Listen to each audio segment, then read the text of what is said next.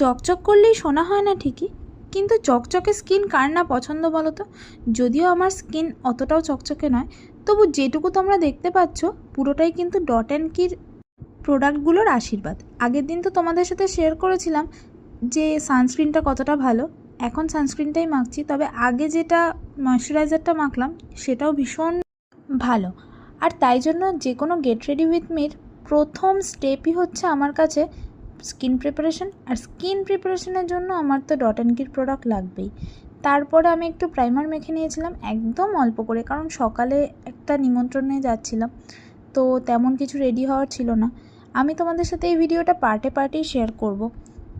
Ready হওয়ার জন্য আমার কাছে ছিল মাত্র 15 মিনিট, তাই একটা ব্লেন্ডার ইউজ করলে তো হবে না, তাই হাতে আমার ভগবানের দেওয়া যে 5টা ব্লেন্ডার রয়েছে সেটা দিয়েই তাড়াতাড়ি করে ফাউন্ডেশনটাকে ব্লেন্ড করে নিলাম। এই ভিডিওর